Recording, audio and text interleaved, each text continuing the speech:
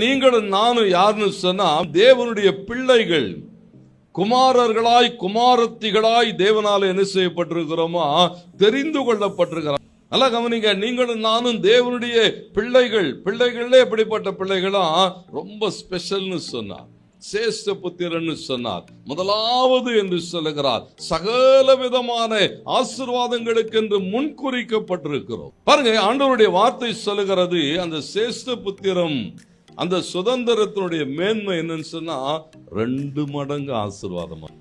ஆண்டவருக்கு மகிமை உண்டாகட்டும். வந்து அறிந்து கொள்ளுங்கள், நீங்களும் நானும் தேவனுடைய சேஷ்ட புத்திரர்கள். அப்படின்னா நமக்கு என்ன கிடைக்கும்? 2 மடங்கு தேவன் ஆசீர்வதிக்கிற ஆசீர்வாதம். ஆண்டவருக்கு மகிமை உண்டாகட்டும். தேவன் ஒரு தரம் விளம்பினார், 2 தரம் கேட்டிருக்கிறேன், வல்லமை அவருடைய. பாருங்க, ஒரு பெரிய ஆசீர்வாதம். அதுவும் அந்த ஆசீர்வாதம் எப்படி வரும்னு சொன்னா 2 மடங்கு.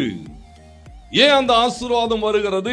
நான் தேவனுடைய பிள்ளை, தேவனுடைய சேஷ்ட புத்திரன்.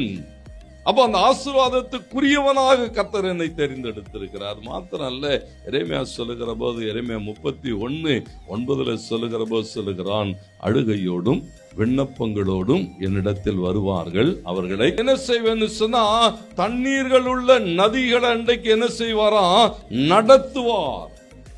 வழி நடத்துகிற தேவன். நீங்களும் நானும் தேவனாலே வழி நடத்தப்படுகிறோம். அதுவும் எப்படி வழி நடத்துவாரா, இடராத வழியிலே நடத்துவார், தடுமாறாத வழியிலே நடத்துவார். கர்த்தருக்கு மகிமை உண்டாகட்டும். நம்முடைய தேவைகள், நம்முடைய ஆசீர்வாதங்கள், நம்முடைய நன்மைகள் எங்கெல்லாம் இருக்கிறதோ அவைகளுக்கு நேராக தேவன் என்ன செய்வாரா, நம்மை நடத்துவார். ஏன் நம்மை நடத்துவார்?